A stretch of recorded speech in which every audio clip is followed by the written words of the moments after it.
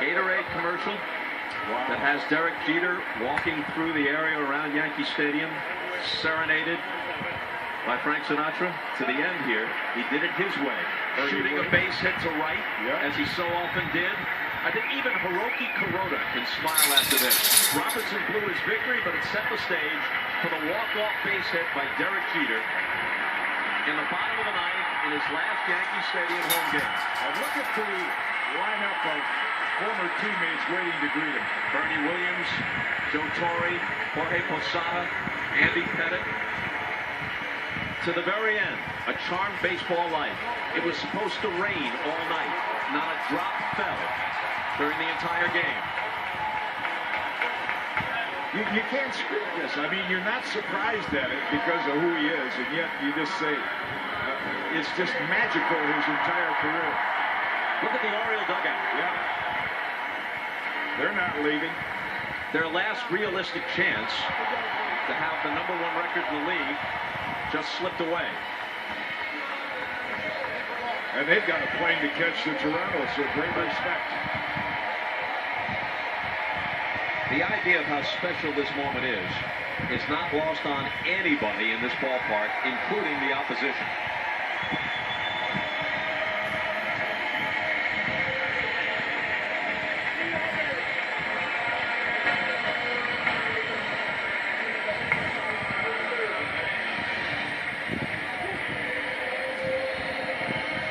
If you submitted a script that read like this at the beginning of the night, people would have rolled their eyes. Yep.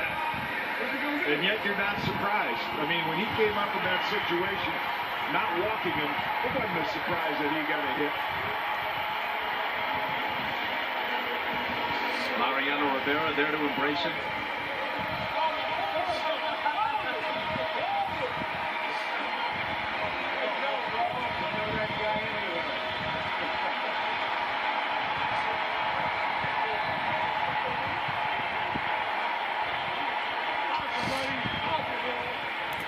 Tino Martinez. Almost 1,200 of his career hits have gone to the opposite field.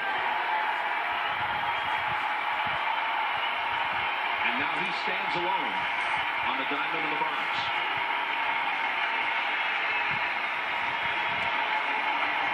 The 3,463rd and perhaps last lifetime hit for Derek Jeter wins the game for the Yanks in the bottom of the ninth. And look at the Oriole dugout.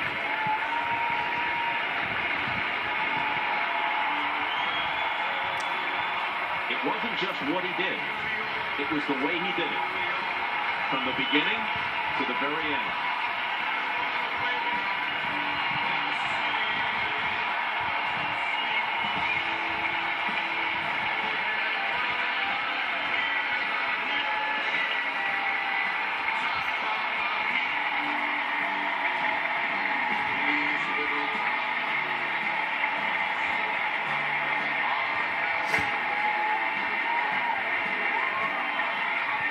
His night at the plate began with an RBI double. It ends with a game-winning RBI single.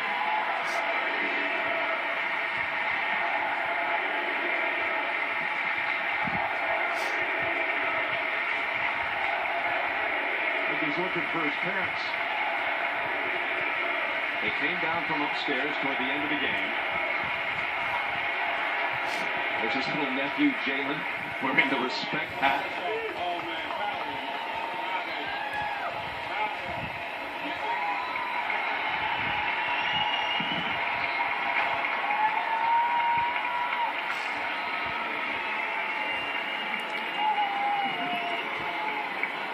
Well, now, after a scenario this perfect plays itself out, can he play at Fenway? I wouldn't. Don't cry.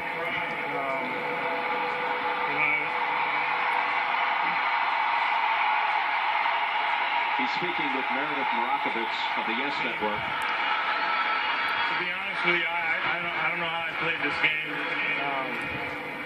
I went up my first at bat. I forgot my elbow guard. I was throwing balls away. I was giving signs to Drew at second base, and there's no one on base, so I was all messed up. But I want to thank everyone here. I've said it time and time again.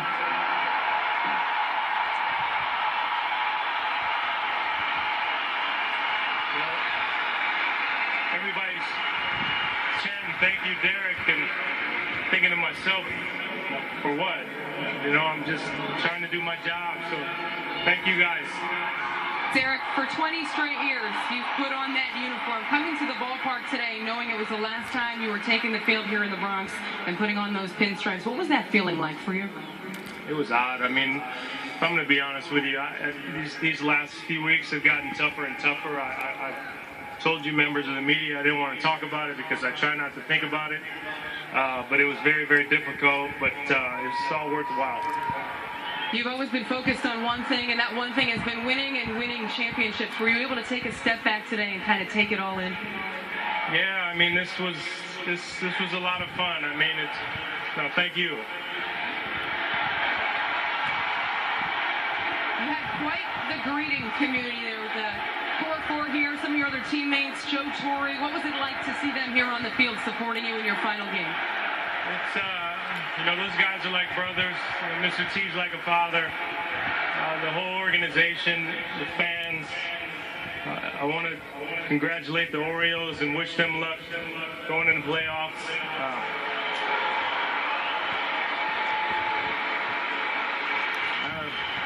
They deserve it. Before I let you go, what are you going to miss most about this uniform and this place? Everything. But most importantly, I'm going to miss the fans. They're what made this special. Derek, thanks for the time.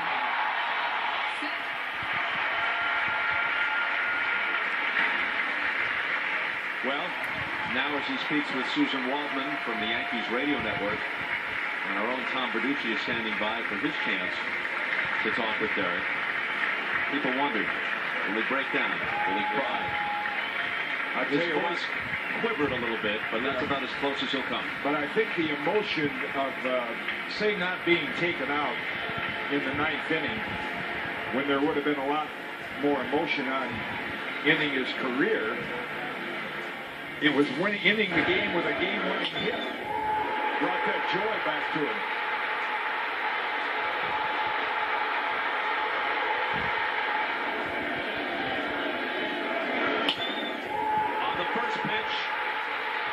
The swing we've come to expect from him, we've seen so many times.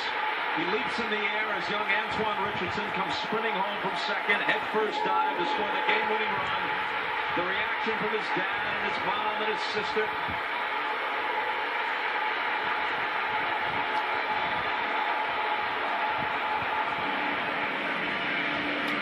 Dramatics without histrionics. That's been the story of his career. We saw his signature play. At the end of it, we saw his signature hit.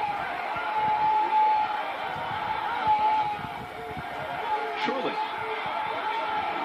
In a sense, that was more classic Derek Jeter than if he had hit a home run. An opposite field base hit. Big hole between first and second.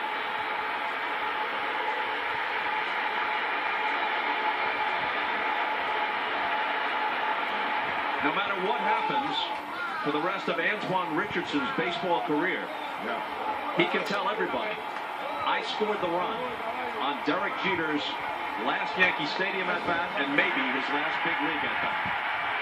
And a Gatorade bound. CC Sabathia to embrace it. Brett Gardner, whose sacrifice bunt was essential in the inning. It moved Richardson into scoring position. Here's Tom with Derek. Derek, we knew you could play shortstop.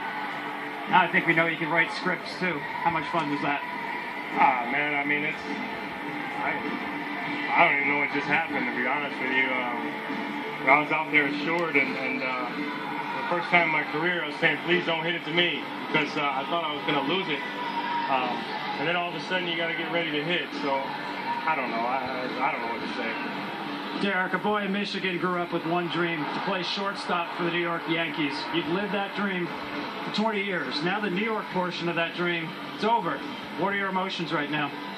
You know, it's weird. I mean, if the game would have just ended in the top of the ninth, I'd be in tears right now. But it's just a run of emotions. You know, now I'm very happy. I'm excited.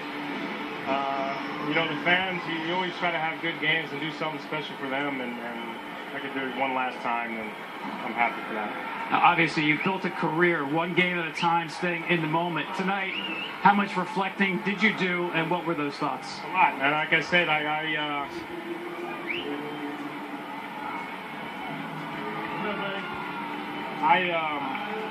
yeah, I mean, right from the first inning, I was saying, don't hit me a ground ball. And then I got ahead in the count. The first inning calmed me down a little bit, but I was extremely nervous. I was uncomfortable, but it all worked out. Last time you'll play at pinstripes. Will we see you play in Boston? Yeah, I'll play in some capacity. To be quite honest with you, I think this is probably my last game at shortstop.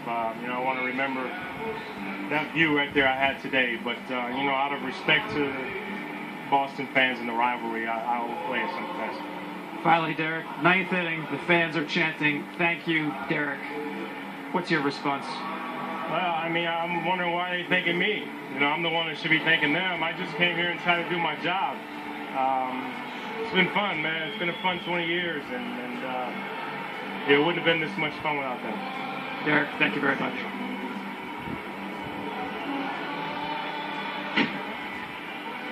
How about that little guy, his nephew Jalen? Think he'll have something for the photo album or the video catalog?